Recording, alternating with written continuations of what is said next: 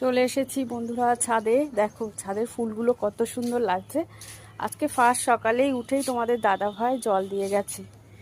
এই যে সংসার মানে অ্যাডজাস্টমেন্ট, সবার একসাথে হাত মিলিয়ে যদি কাজ করা হয় তাহলে তো কাজটা ইজি হয়। বলো, আমাকে আজকে ছাদে জল দিতে হয়নি।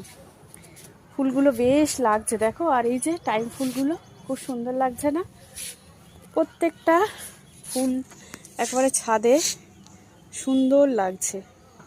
ছাদে তো এই গাছগুলো দেখছো, কিন্তু আমার ব্যালকনিতেও কিন্তু গাছ আছে, অনেকগুলো ইনডোর প্লান্ট আছে, সেগুলো তোমাদেরকে দেখাবো।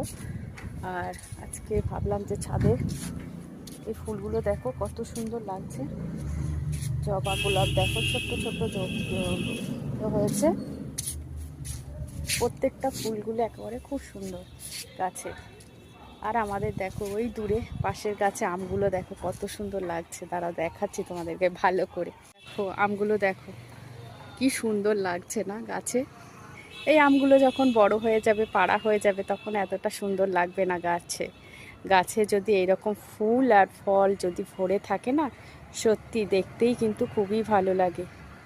এত সুন্দর লাগছে কি বলবো তোমাদেরকে, খুব সুন্দর লাগছে। তোমরা বুঝতেই পারছো আমগুলো কত সুন্দর লাগছে, তাই না? আমার আর ভিডিও বানাতে কোথাও যেতে হয় না বন্ধুরা। সবাই তো খোঁজে ভিডিও বানানোর জন্য এই দিক ওই দিক, কিন্তু আমার আর খুঁজতে হয় না। আমার এই ছাদ বাগানে আসলেই সব কিছু, এখানেই সব কিছু আছে। চারিদিকে সবুজ, আর সবুজ কে না ভালোবাসে বলো? সবুজের মধ্যে ভিডিও করতে কে না ভালোবাসে? সবাই ভালোবাসে, আমিও ভালোবাসি। যে এইরকম দেখো ভিউটা, দেখো বাইরের ভিউটা।